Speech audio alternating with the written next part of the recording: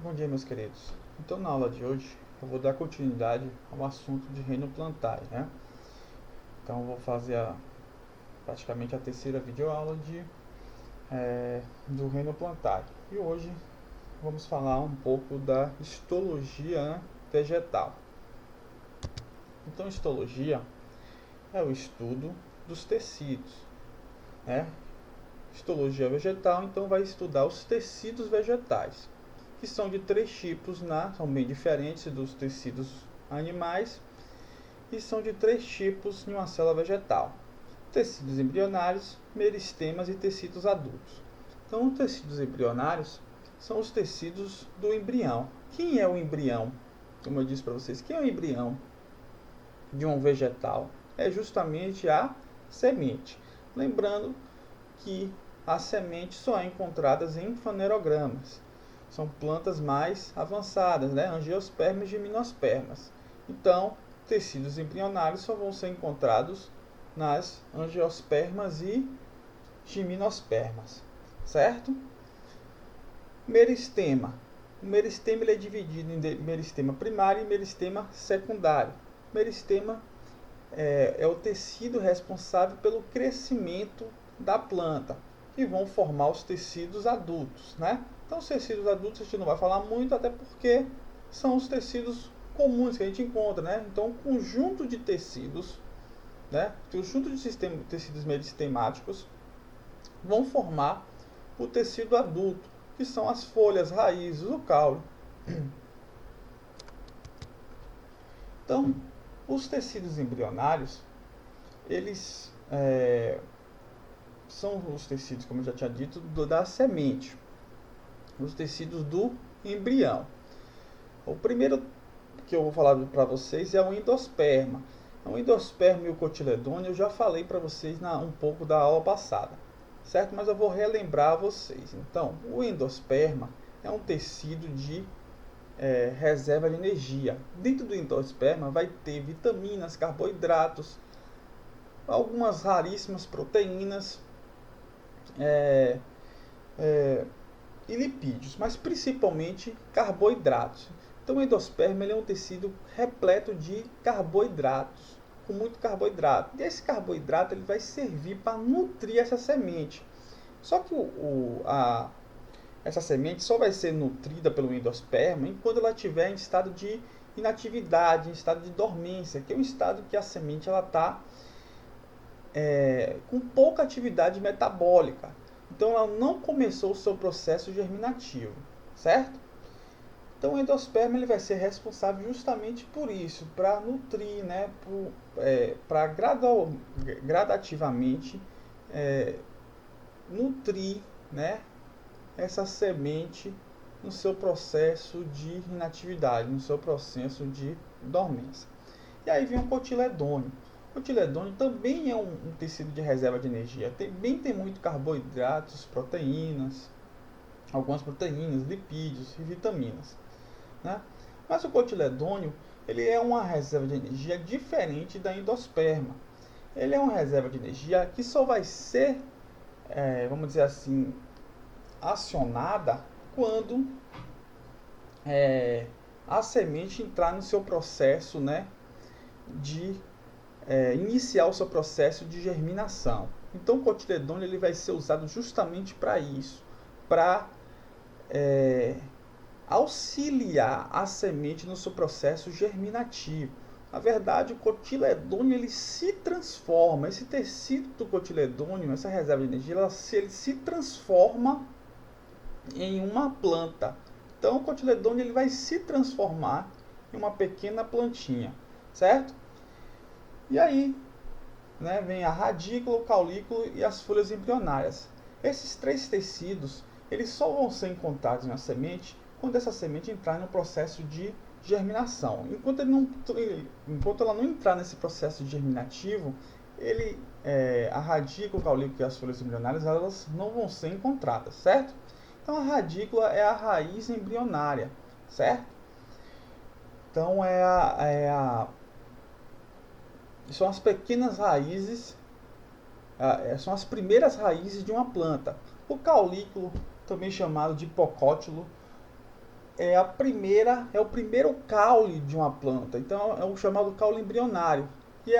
E as folhas embrionárias é também chamado de epicótilo, certo? Então não confundo hipocótilo por epicótilo. Hipocótilo são caules embrionários e epicótilos são folhas embrionárias.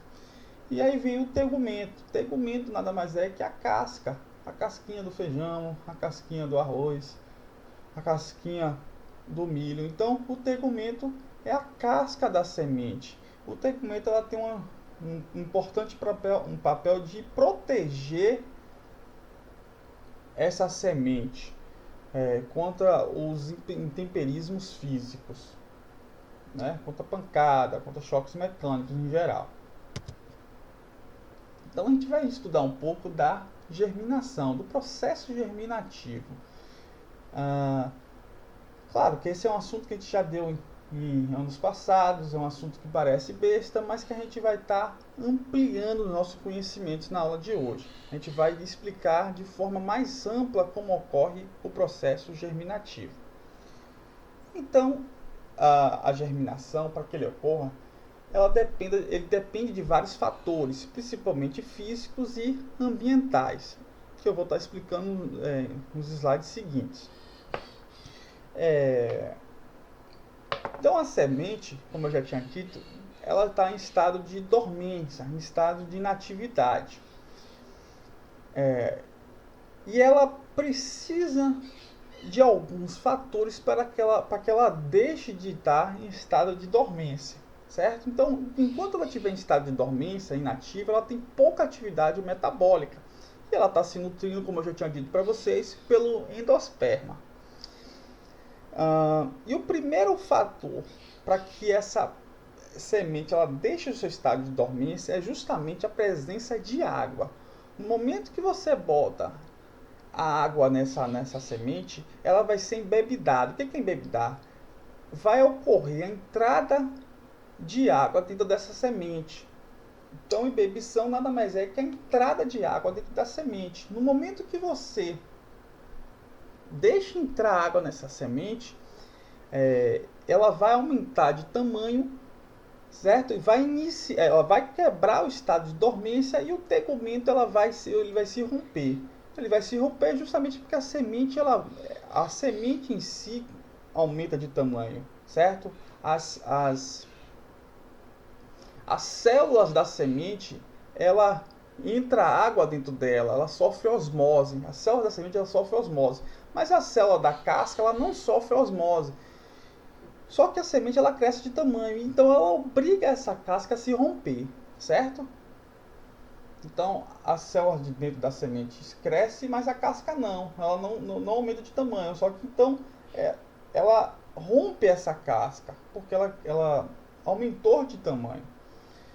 E nesse momento, então, como eu já tinha dito, ele quebra no momento de embebição, ele quebra o estado de dormência da semente e entra no estado de latência. Na biologia, a gente chama estado de latência momento preparatório, certo? No momento em que algo está em grande atividade metabólica, mas ainda não iniciou, propriamente dito, o processo. Então, esse é justamente o estado de latência da semente. Ou seja, ele começou a se preparar para a germinação. Não é propriamente dita a germinação, mas ela começou a se preparar para a germinação. E já tem grandes atividades metabólicas nessa semente. A semente ela já começou a se preparar para a germinação. E aí vem o estado de germinação, né? O processo de germinação propriamente dito.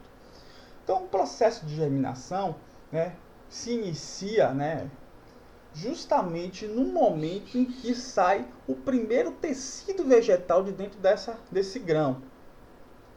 E o primeiro tecido vegetal a emerger, vamos dizer assim, desse grão é justamente a radícula, certo?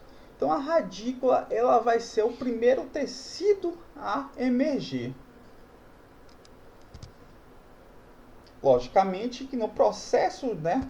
Deixa eu voltar aqui. Logicamente que no processo de germinação a quantidade, na atividade metabólica é ainda maior que no processo de embebição, certo? Então ela está correndo contra o tempo e nesse momento, né, a semente deixa de usar a endosperma como fonte de energia e começa a transformação do cotiledônio. Então o cotiledônio ele vai entrar em ação, ele vai começar a se transformar em tecidos vegetais, vai começar a se transformar em uma planta.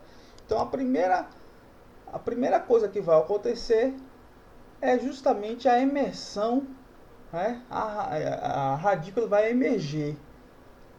E no momento que a radícula emerge, essa semente então ela já é capaz de absorver nutrientes, né, do solo. Que nutrientes são esses? Geralmente, né, água e sais minerais.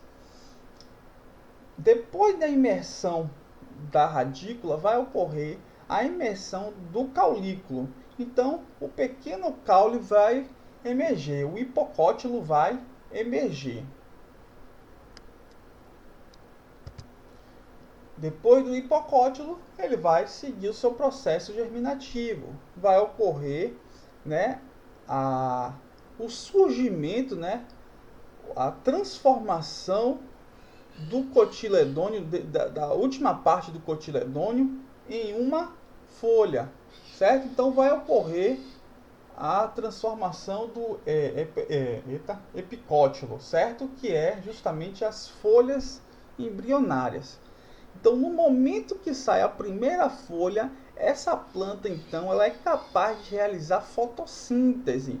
E aí ela vai independer de qualquer tipo de reserva energética, já que ela é capaz de absorver nutrientes, né, sais minerais e água do solo, e alguns outros nutrientes inorgânicos, e também é capaz de produzir os nutrientes orgânicos, como carboidratos. Então ela é capaz de realizar fotossíntese. Então agora ela é capaz de se nutrir por conta própria. Mas, logicamente, para que ela possa se nutrir por conta própria, tem que ter condições ambientais favoráveis. Então alguns fatores, né, podem influenciar no processo germinativo. O primeiro é justamente, né, que eu botei aqui como 3, que são os fatores ambientais. Então precisa de umidade, né? Então a semente precisa de água, de temperatura ideal. Não pode estar muito quente, não pode estar muito frio, senão essa semente pode até estar em processo germinativo, mas não vai dar continuidade.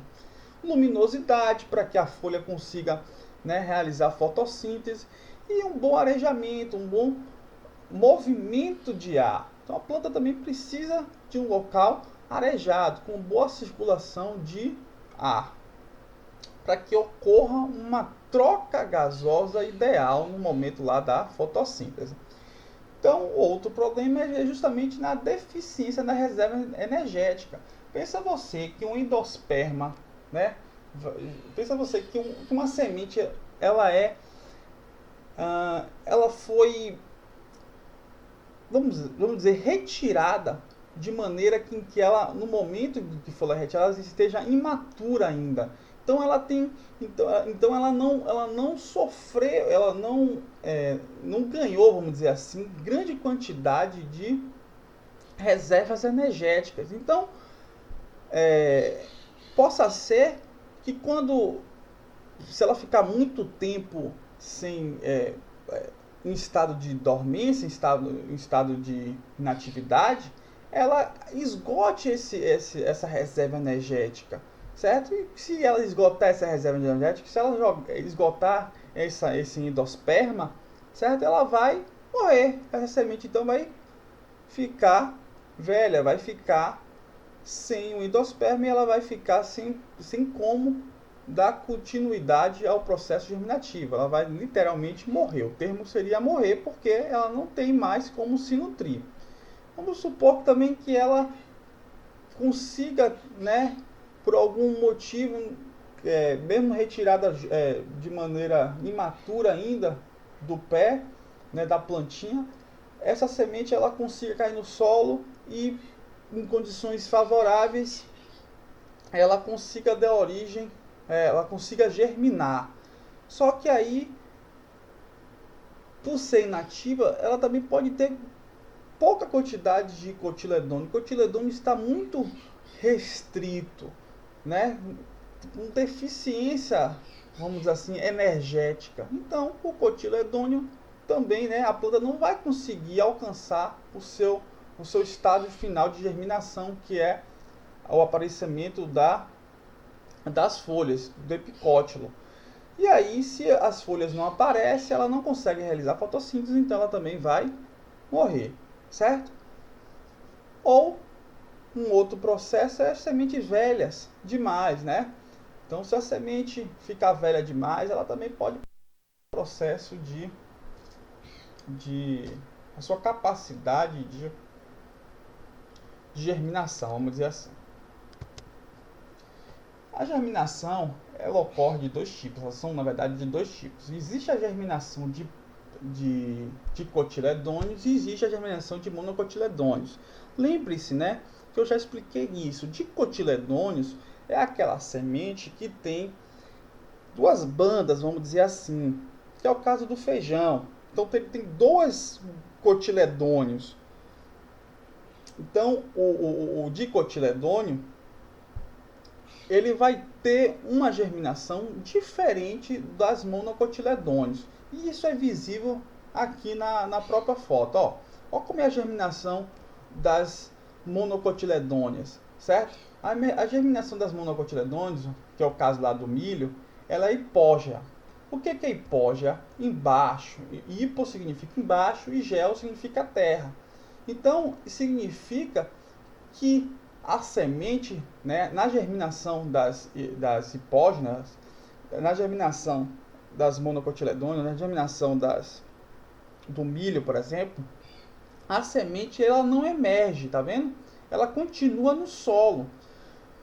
Já a germinação do grão do feijão, né, é chamada de germinação epígea.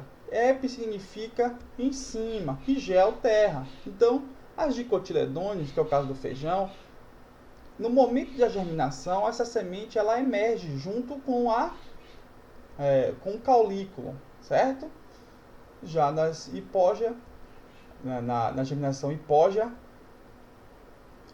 a semente ela continua no solo, ela não emerge com o caulículo, ela não emerge com o hipótalo, com o hipotilo.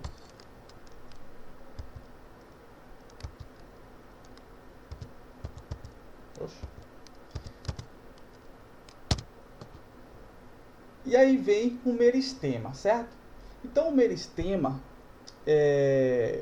ele pode ser de três tipos, né? O meristema apical, o meristema primário e o meristema secundário. O meristema é o tecido de crescimento, certo? Então ele é responsável pelo crescimento, né, da planta. No meristema existem grandes atividades mitóticas. O que são atividades mitóticas? Né? Grande divisão celular, certo? Então, o sistema meristonal apical ele é responsável pelo crescimento vertical ou longitudinal, ou seja, para cima. Ele vai ser responsável pelo crescimento da planta no sentido para cima, certo? Para cima e para baixo, né? No caso, no crescimento vertical. O meristema primário ele é responsável pelo surgimento de tecidos fundamentais e da protoderme da planta, certo? A protoderme vai dar origem à epiderme. Então, é no tecido meristemático primário que vai surgir os tecidos fundamentais que eu vou explicar quais são. E também a epiderme, né? A epiderme é o tecido mais superficial de qualquer ser vivo, certo? Então, é como se fosse a pelezinha da planta. E o meristema secundário ele vai ser responsável pelo crescimento horizontal. Ele vai ser responsável, então, pela espessura, pelo aumento da espessura da planta. Então vamos falar um pouco de cada sistema, de cada tecido, né? Então o meristema apical nada mais é que as gemas ou brotos, certo? Então eles são classificados pelas aquelas gemas ou brotos e ele vai dar origem ao crescimento, como eu já tinha dito, vertical, certo? Para cima e para baixo. Então essas gemas ou brotos ele vai dar origem ao meristema primário, mas antes dele dar origem ao meristema primário, ele vai ser chamado, né, de meristema apical. Eles são esses brotozinhos que vão fazer, né, os brotos ou essas gemas, elas são responsáveis por formar outros tecidos, formar outras partes da planta, certo? Tudo começa por um brotozinho. Então, quando vai nascer repare que quando a sua planta vai nascer uma folhazinha nova, tudo começa por um broto. Esse brotozinho nada mais é que meristema apical, que é o primeiro tipo de tecido. Quando vai nascer um galhozinho, também nasce um tipo de broto. Então, o meristema apical ele está nas extremidades da planta. Então, todas as extremidades da planta, ela tem grande quantidade de meristema apical, que é justamente responsável por formar os brotos. E esses brotos eles vão se transformar em outros tecidos, né? Pode se transformar em um galho, pode se transformar em uma folha. Então, é por isso que ele é responsável pelo crescimento apical, pelo crescimento para cima e para baixo da planta. Então esse broto também ocorre nas raízes da planta, certo? Então lá na extremidadezinha da planta, bem na extremidadezinha da planta, existe, né, existe grande quantidade de meristema apical, ou seja, de tecido apical, que é justamente esse tecido apical que vai se transformar em broto. Em todas as extremidades da planta, esse tecido apical vai se transformar em broto, que vai dar origem a um galho, vai se transformar em uma folha, enfim. Mas uma única diferença do tecido apical, né, do meristema apical das raízes e o sistema apical lá da parte superior da planta é justamente a presença da coifa. Então, a coifa é um tipo de envelope, vamos dizer assim, que protege o meristema apical das raízes, certo? Então, o sistema apical, como vem aqui na foto, das raízes, ele é protegido pela coifa. Então vem agora o meristema primário, porque o meristema apical é bem simples, né? Apical a gente está falando de extremidades, então lembre-se que toda vez que eu estiver falando de meristema apical, eu estou falando de extremidades da planta. E essas extremidades ela vai dar origem ao broto. Então, só é sistema apical a formação do broto. Depois que esse broto se transforma em uma folha, ou esse broto se transforma em um galhozinho, deixa de ser sistema apical e começa a se transformar em um sistema, em um meristema, né, primário, certo? É bom lembrar que o broto, ela tem, são tecidos, né, são células como se fosse a célula mãe do corpo. Elas são capazes de se transformar em qualquer outro tecido, certo? Então, o meristema apical, ela é justamente como se fosse o sistema, a célula mãe das plantas, porque ela consegue se transformar em qualquer outro tipo de tecido. Então, eu posso comparar o meristema apical com as células troncos, né? A célula mãe, né? Célula tronco ou célula mãe das células animais, certo? E aí vem o meristema primário, que são responsáveis por formar, né, dois tecidos, né, dois tipos de tecidos específicos, a protoderme e os tecidos fundamentais, que são vários, né? A protoderme é a epiderme, mas os tecidos fundamentais são vários, são tecidos de composição, né, de uma planta. Então, o meristema primário, de maneira geral, porque ele vai ter várias funções, mas de maneira geral ele vai formar os tecidos, a protoderme e os tecidos fundamentais. E como característica, né, como função, eu posso dizer que ele é o meristema primário, ele é responsável pela composição de uma planta. Então, a planta ela é composta de meristemas primários. Vocês vão ver quando eu estiver falando de cada um. Então, a protoderme ela origina a epiderme e todos alguns tecidos anexos à epiderme, certo? Então, a protoderme não só origina a epiderme, mas como todos os tecidos anexos à epiderme. E esse tecido ele é responsável por revestir, né, toda a planta. É como se fosse a epiderme, né? A epiderme como se fosse a pele lá dos animais. Então, a pele e a epiderme, a epiderme de um animal também a epiderme de um animal é justamente a pele. Então, a epiderme de uma planta é como se fosse uma pele também, né? Ela vai revestir toda a planta. Depois da epiderme vem todos os outros tecidos chamados tecidos primários ou meristemáticos primários, certo? Que são os tecidos fundamentais. Então, os tecidos fundamentais têm várias funções, né? Pode ter a função de composição, sustentação, pode ter a função de reserva energética. Então, ele tem várias funções dentro de uma planta, pode desempenhar várias funções dentro de uma planta. E ele vai ser responsável pela formação, né, da folha, vai ser responsável pela formação do caule, vai ser responsável pela formação das raízes. Então, eu vou falar um pouco agora da protoderme, né? Então, a protoderme, em primeiro lugar, ela vai dar origem à epiderme, certo? Elas são caracterizadas, são aquelas células que revestem o corpo, como eu já tinha dito, o corpo da planta. E elas são caracterizadas por ter células justapostas. O que são células justapostas? Células muito unidas, achatadas e aclorofiladas. O que são aclorofiladas? Presenças de clorofilas, mas com grande quantidade de vacúolo. Por que ele tem muito vacúolo? Porque são tecidos que acumulam quantidade de sais minerais e água. Então, a epiderme tem grande acúmulo de sais minerais e água.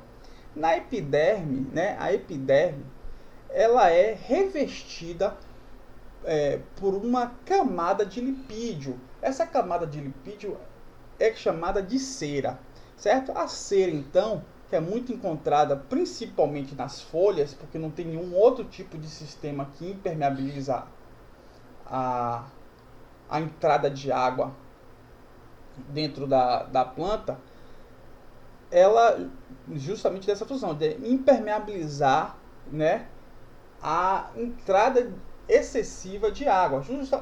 Claro que a parede celular já tem essa função, a parede celular na planta tem essa função já, mas a cera ela impermeabiliza de maneira geral, ela não deixa de maneira nenhuma que a água adentre a célula, porque ela forma uma camada mesmo que impermeabiliza.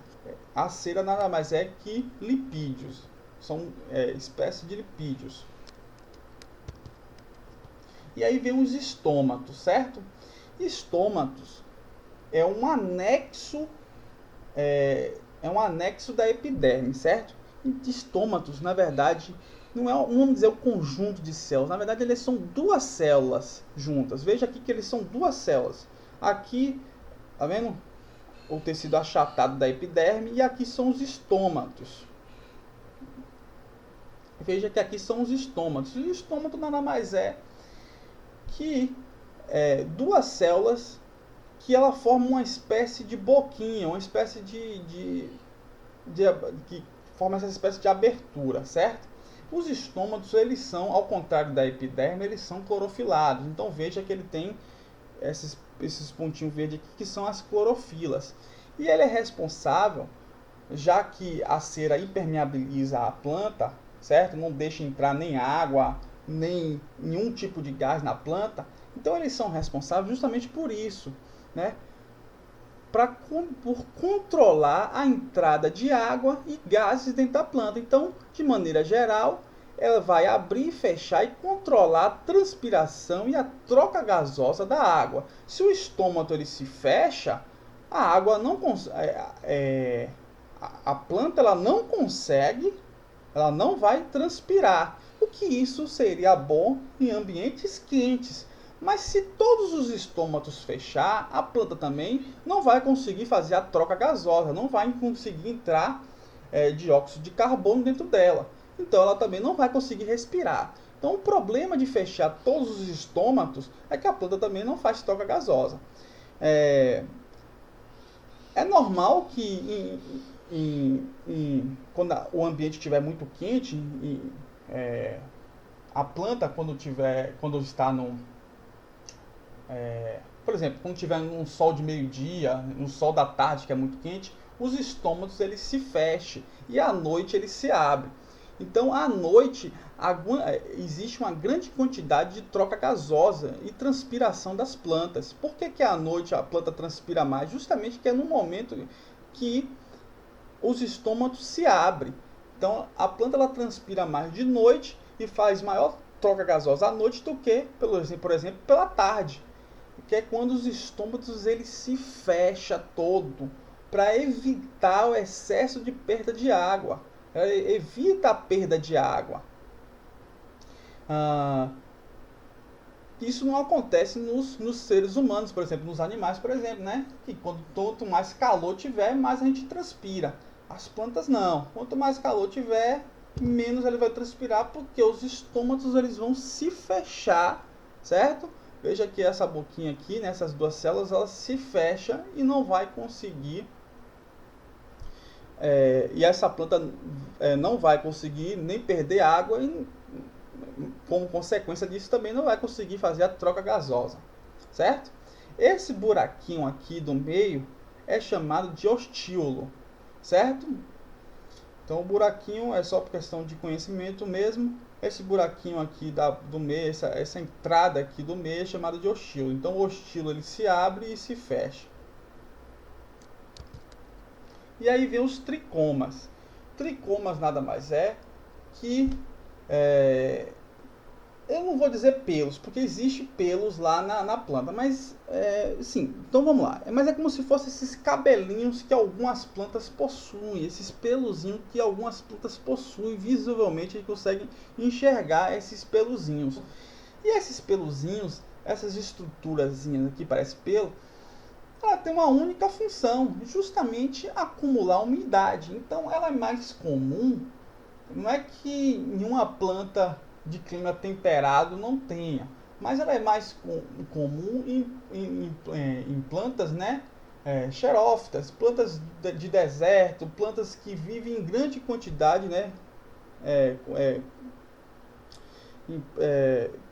Com grande intensidade de sol, em plantas que o ambiente é muito quente, certo? Por quê? Porque esses peluzinhos aqui, ela tem a função, né, de capturar umidade. Então, a função geral desse peluzinho é capturar umidade. Mas algumas plantas possuem os tricomas com outras funções, que é o caso da planta carnívora. No caso da planta carnívora, os tricomas ele é responsável por secretar substâncias digestivas, né?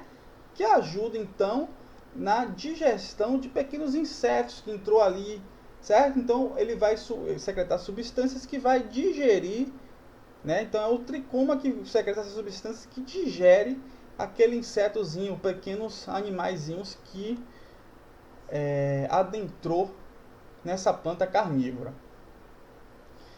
Os tricomas também são responsáveis por alguns tricomas também são responsáveis por secretar substâncias urticantes, ou seja, substâncias que dá coceira na pele, que irrita a pele. Urticantes são substâncias que irritam a superfície da pele, certo? Que é o caso lá da ortiga, enfim.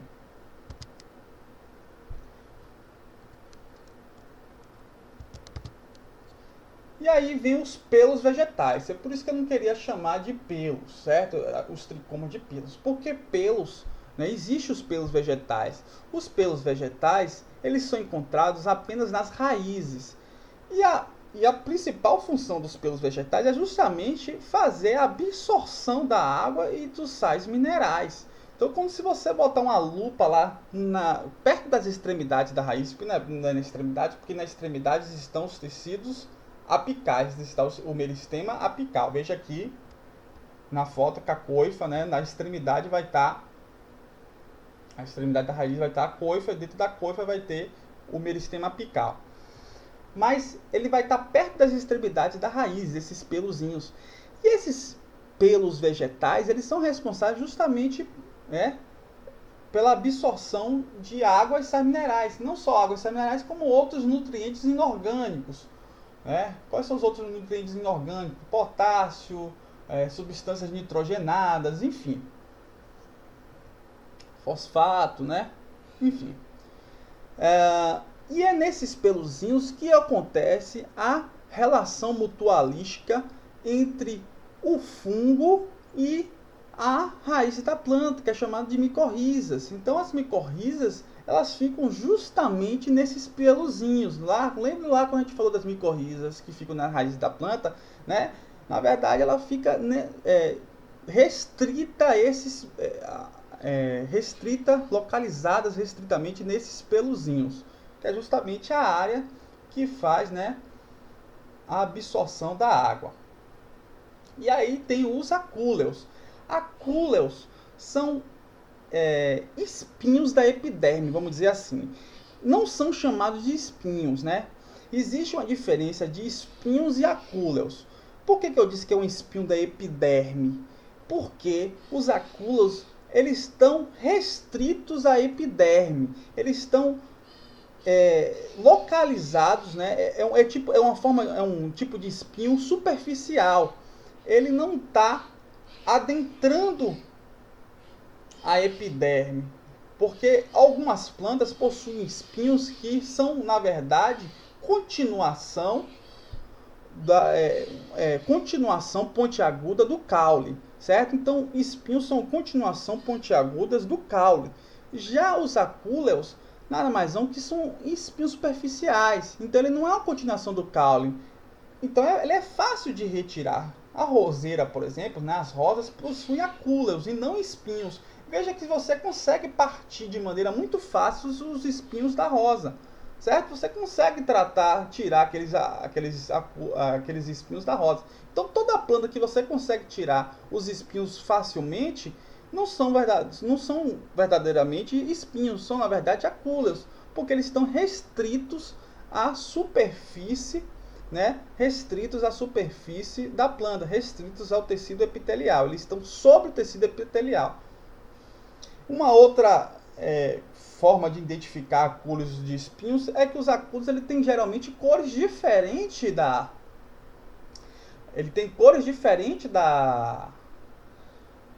do caule, certo? Então, quando são espinhos verdadeiros, os espinhos têm a mesma cor do caule. Então, existem plantas que têm espinhos, né? Mas esses espinhos, eles são a continuação do caule, uma continuação pontiaguda do caule. E ela tem a mesma cor, esses espinhos vão ter a mesma cor do caule. Nesse caso aqui, toda vez que tiver cor diferente, eles vão ser, na verdade, superficial. Um tipo de espinho, um tipo de estrutura pontiaguda muito superficial. Que, na verdade, tem a mesma função dos espinhos verdadeiros, né? Que é de proteção contra predadores maiores, né? E aí vem, né, o meristema primário. Vamos continuar dos meristemas primários, vamos falar agora um pouco dos tecidos fundamentais. Então eu estava falando da protoderme, e agora eu vou falar dos tecidos fundamentais. Então todos que eu falei agora, né, os pelos vegetais, os acúleos, os tricomas, os estômatos e propriamente dito a epiderme, ele faz parte da protoderme. E agora a gente vai falar dos tecidos fundamentais. Os tecidos fundamentais, são parênquimas, esclerênquimas e clorênquimas, certo? O parênquima, ele tem são de vários tipos, e o parênquima, de maneira geral, ele é responsável por preencher, né? Claro que ele tem um objetivo geral, vamos dizer assim, e os objetivos específicos. Mas todo parênquima, ele é responsável por preenchimento dos tecidos da planta. Então é o tecido de preenchimento. Então o parênquima ele vai ser encontrado em todas as estruturas da planta, na raiz, na folha, no caule, enfim, vai ser encontrado em todas as estruturas da planta. Então o parênquima, de maneira geral, ele é um tecido de preenchimento. Ele vai preencher, é como se fosse um músculo do nosso corpo. Ele vai preencher todo o nosso corpo, certo? É um tecido de preenchimento. É o preenchimento do corpo vegetal, certo? Esse é o objetivo, vamos dizer assim, né? É o objetivo geral do parênquima. Mas existem vários tipos de parênquima que têm, vamos dizer assim, objetivos específicos, funções específicas, né? O primeiro parênquima que eu vou falar para vocês são parênquimas clorofilianos. Como o próprio nome diz, né? São parênquimas que possuem a presença de clorofila. Veja então que os parênquimas clorofilianos, né, quem são responsáveis pela fotossíntese na planta? É justamente as folhas. Então os parênquimas clorofilianos são encontrados principalmente nas folhas, certo? Na verdade é muito raro encontrar parênquimas em caule. E nunca vão ser parênquimas clorofilianos, não parênquimas em geral. Os parênquimas clorofilianos em caule, e nunca vai ser encontrado nas raízes os parênquimas clorofilianos. Então ele é mais restritivo mesmo às folhas, certo? Ele tem grande presença de clorofila. Essas células, elas possuem maior quantidade de clorofila do que qualquer outro tipo de tecido vegetal. É justamente essa que está representada aqui em cima. Então isso aqui é um parênquima clorofiliano. Ele tem grande quantidade de clorofila, né? O que dá a coloração verde à planta. Então a planta é verde justamente pela grande quantidade de parênquimas, né? Dentro desses parênquimas tem grande quantidade de clorofila, certo? E esse parênquima clorofiliano, essa clorofila de maneira geral, ela é responsável pela fotossíntese. Só que existe dois tipos de parênquimas clorofilianos mesmo assim. São os parênquimas palissádicos e os parênquimas lacunosos. A diferença é básica e dá para você reparar nessas duas imagens aqui. Os parênquimas palissádicos são aqueles mais próximos da epiderme. Então, os parênquimas palissádicos, eles vão estar muito próximos à epiderme. E eles têm células, assim como a epiderme, eles têm células muito justapostas, né? Células muito juntas. E abaixo do parênquima palacidiano, ou palassádico, vai estar os parênquimas lacunosos. Veja aqui os parênquimas lacunosos, aqui, ó, veja aqui que os parênquimas lacunosos,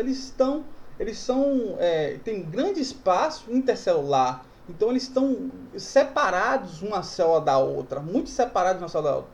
Por quê? Porque isso possibilita a passagem de ar, certo? Então os parênquimas lacunosos é a região, dentro dessa região que vai acumular grande quantidade de ar. Então vai permitir a troca gasosa, vai permitir a fotossíntese da planta, certo? Então, parênquimas lacunosos possuem tecidos espaçosos, é um tecido espaçoso, né? Com grande quantidade de ar acumulados, e os parênquimas palissádicos são tecidos justapostos. Os parênquimas palissádicos, eles vão estar justamente próximo à epiderme. Depois da epiderme, ele vai estar justamente o parênquima palissádico. Isso nas folhas, certo? Porque no caule, depois da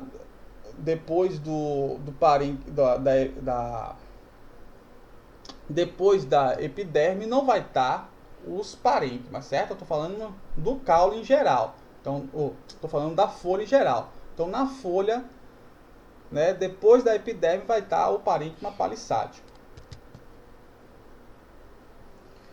E aí vem o parênquima de reserva, certo?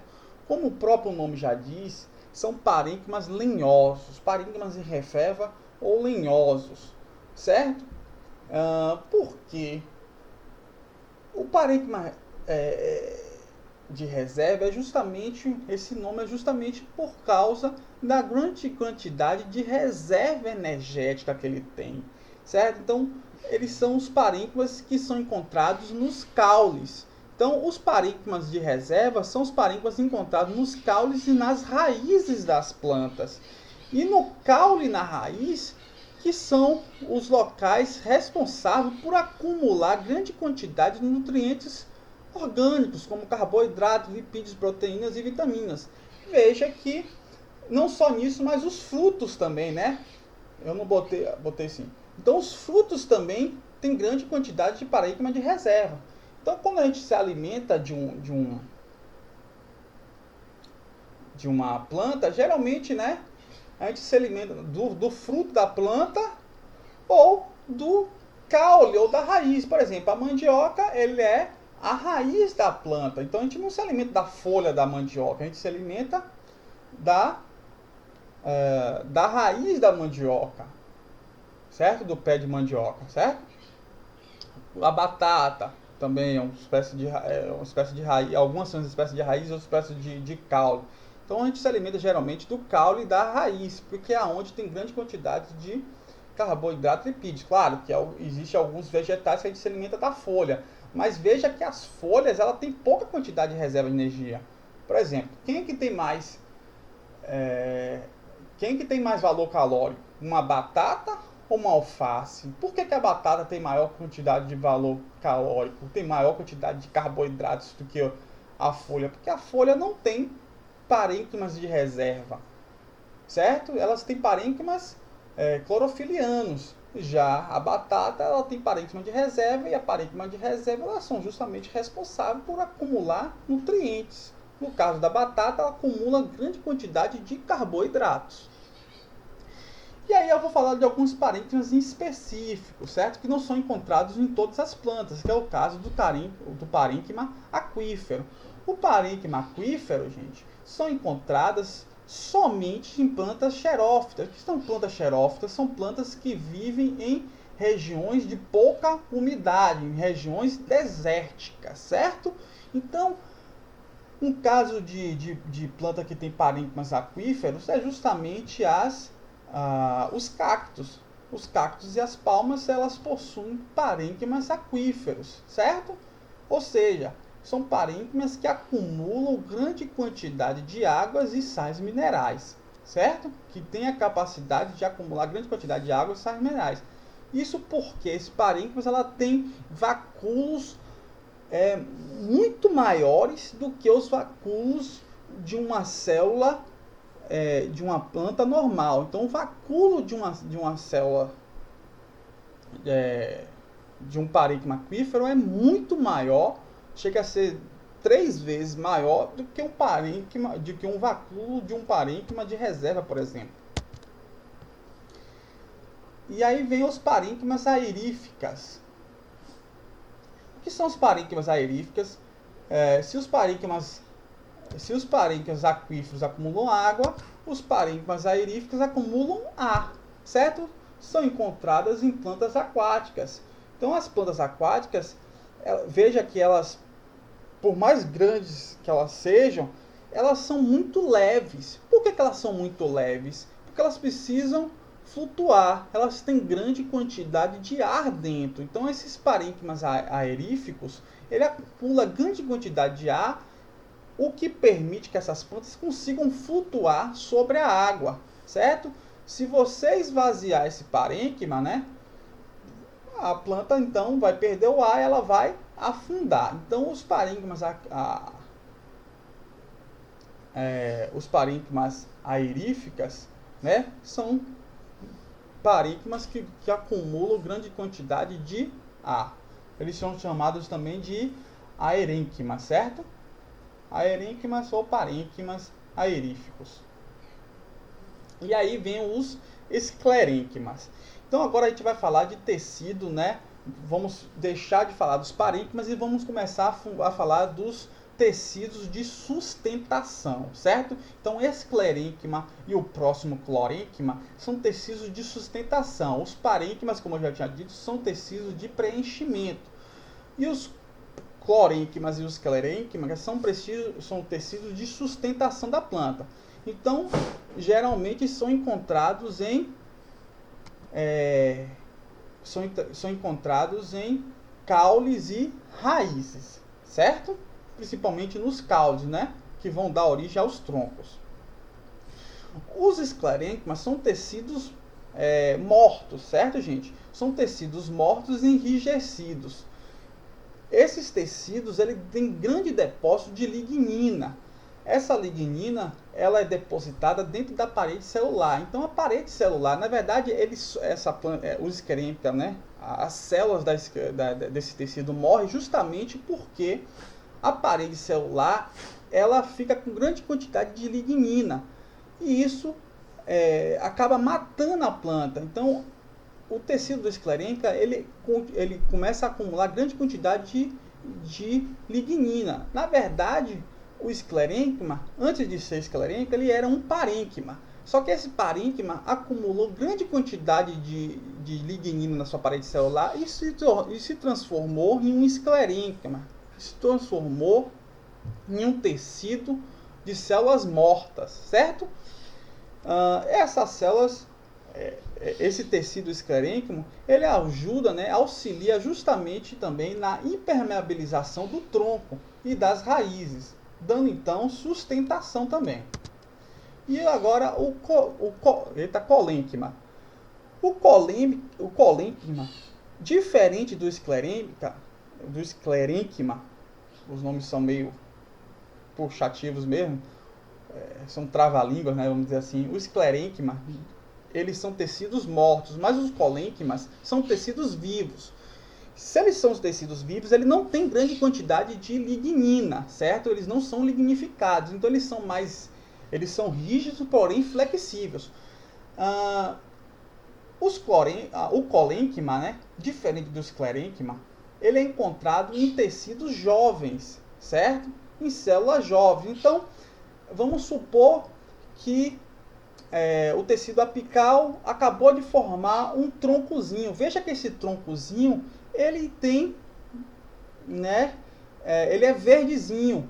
Então, por que ele é verdezinho? Porque ele tem colênquima em vez de esclerênquima, certo?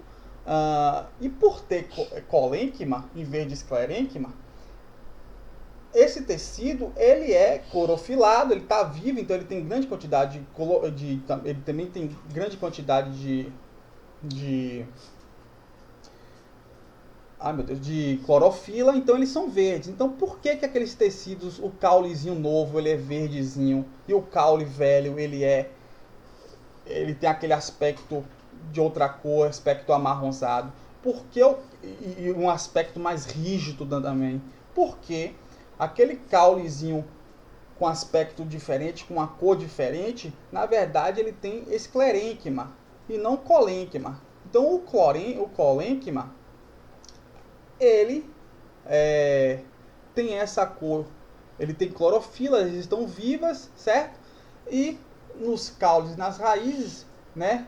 Assim como o colênquima, né? Eu esqueci de dizer, o colênquima e o esclerênquima, eles estão logo após a epiderme, certo? Nas folhas, quem que está logo após a epiderme é justamente a parênquima clorofiliana. Só que no caule e nas raízes, quem está logo após a epiderme, como mostra a minha imagem, é justamente o colênquima. São os tecidos da colênquima e do esclerênquima, dependendo da planta, né? Dependendo da região da planta, na verdade. Se for um galho novo, vamos dizer assim, é o colênquima. Se for um galho velho, é o esclerênquima, certo? Então, eles são encontrados justamente em pecíolos de folhas, né? Pecíolos daquela região no meiozinho da folha, certo? Aquelas inervações da folha, vamos dizer assim. Em caules e raiz jovens, certo? E eles são localizados, como já tinha dito, logo após a epiderme, assim como o esclerênquima. E aí vamos falar um pouco dos meristemas secundários, certo? Então no meristema secundário existe o crescimento horizontal, né? Ele é responsável, como eu já tinha dito, pelo crescimento horizontal, né? O meristema apical ele é responsável pelo crescimento vertical, e o meristema secundário ele é responsável pelo crescimento secundário, pelo crescimento horizontal, na verdade pela espessura da planta, certo? Ele vai dar espessura à planta. E tudo ocorre através da diferenciação dos tecidos do parênquima, certo? Então, o parênquima, com o crescimento da planta, ele vai ficando velho. O parênquima lá do caule, ele vai ficando velho. E ele vai se transformando em um tecido chamado procâmbio, certo? Existem vários tecidos procâmbios, mas de maneira geral, o procâmbio ele é uma diferenciação do parênquima também. É quando o parênquima ele vai se transformando, ele vai ficando antigo, vai ficando velho, ele também vai morrer, certo? E quanto mais velho ele vai ficando, mais por centro ele vai ficando também, certo? Ele vai ficando mais por centro da planta. Veja aqui esse tronco. Então, as células daqui de dentro foram as primeiras a ser surgidas. Então, cada anelzinho desse aqui da madeira é uma camada de tecido, certo? Então, os tecidos mais jovens do tronco são as mais próximas da superfície, certo? Os tecidos mais velhos são aqueles mais próximos do meio do tronco, certo? Então, o meristema secundário é justamente o procâmbio, certo? Que o procâmbio nada mais é que uma diferenciação dos parênquimas. Existem vários tipos de procâmbios. O procâmbio fascicular ou vascular. Esse procâmbio, ele é o único que ele é formado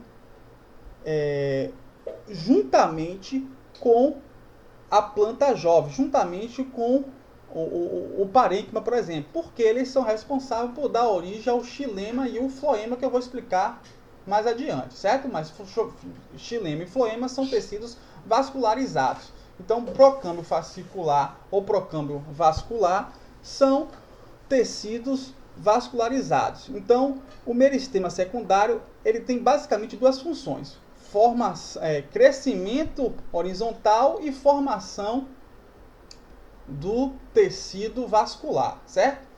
E aí vem o procâmbio secundário. O que é o procâmbio secundário ou câmbio secundário? Ele é justamente, como eu já tinha dito, o crescimento, né? Ele é responsável pelo crescimento horizontal, pela espessura da planta, foi o que eu disse, né? E pela formação do cerne. O que é o cerne? O cerne é justamente essa parte amarronzada aqui, ó, desse caule, desse tronco. Os cernes são nada mais que células mortas, são na verdade parênquimas mortos. Veja que cada anel desse tronco aqui, na verdade, são tecidos, são camadas de tecidos que foram se formando com o tempo. Cada anel dele foi formando um tecido, uma camada de tecido diferente, certo? E com o tempo, né, esses tecidos foram ficando mortos. Então, quanto mais para o centro for, mais escuro vai ser esse tecido, certo? Mais escuro vai ser essa cerne. Lá no centro vai ter os tecidos mais velhos, vai ter os tecidos mais escuros e mais aromatizados. Geralmente a cerne é muito aromatizada, não só aromatizada, mas também tem maiores quantidades de repelentes, maiores quantidades de produtos utilizados na indústria farmacêutica, na indústria sanitária também, certo? Por exemplo, o desinfetante de eucalipto, ou desinfetante de pinho, ele é produzido justamente pela cerne, né, pelo óleo extraído da cerne dessas respectivas plantas. E o procâmbio da casca? A casca do tronco, ela também são tecidos mortos, mas eles são tecidos mortos, vamos dizer assim, propositalmente, certo? Então, esse parênquima, ele morre propositalmente para que ele se torne enrijecido, certo? É bom lembrar que o procâmbio também tem grande quantidade de lignina, certo? Tem uma grande quantidade de lignina, por isso que eles são rígidos, certo? Então, esse procâmbio da casca, eles também, os parênquimas da casca, eles são, vamos dizer assim, mortos propositalmente, o que dá esse aspecto duro da casca. E a casca, né? Estou dizendo casca, casca mesmo. A casca da árvore, ela também é chamada de suber, né? Suber ou casca. O termo mais certo, na verdade, é suber, certo? Mas suber, na verdade, é a casca. O suber da árvore, aquela casca da árvore, ela é responsável por proteger o tronco. Ela dá uma proteção superficial ao tronco. Logo depois do suber vem o tecido felodérmico. O tecido felodérmico, ele é um tecido fino, bem fininho, que vem logo depois do suber, logo depois da casca. E ele tem grande quantidade de tecidos vascularizados. Dentro do felodérmico, ele já tem tecidos vascularizados. Quais são os tecidos vascularizados? Que é justamente o xilema e o floema, certo? Então, vamos supor, né? Podemos destacar, então, que o tecido felodérmico e o suber, na verdade, são a pele, né? Existe a pele da folha, a pele da célula viva, e agora é a pele da célula do tronco. É como se fosse a pelezinha do tronco. E esses dois tecidos, né, o sub e o felodérmico, ele forma justamente a periderme. Tá vendo que o nome ele lembra, né? Derme, né? Periderme, derme é pele. Então ele é um tecido como se fosse uma pele do tronco. E aí vem o último tecido, né? Que é justamente o tecido, o meristema secundário vascularizado, ou procâmbio vascularizado, né? Eu vou falar um pouco de cada um deles. Então, existem dois tipos de tecido, de procâmbios vascularizados. São o xilema e o floema. O xilema, ele pode ser chamado de alburno ou lenho, certo? Xilema, ele tem três definições: xilema, alburno ou lenho. Eles são tecidos de transporte de seiva bruta. O que são seiva bruta? São tecidos vascularizados, ou seja, funcionam como se fossem veias e artérias, né, lá nos seres humanos, responsável por levar sais minerais e água. Eu já expliquei isso para vocês, né? O sentido desse transporte é sempre das raízes para os outros tecidos. Quem são responsáveis por absorver sais minerais e água? É justamente os pelos das raízes. Então, o tecido de transporte, o sentido desse transporte é justamente das raízes para o resto da planta, certo? E tem o floema, que é chamado de liber também, certo? O floema, eles são canais, né? Eles são tipo veias e artérias responsáveis por levar seiva elaborada. Então, no floema, eles possuem grande quantidade de matéria orgânica, certo? Essa matéria orgânica, ela é adquirida justamente na fotossíntese, no parênquima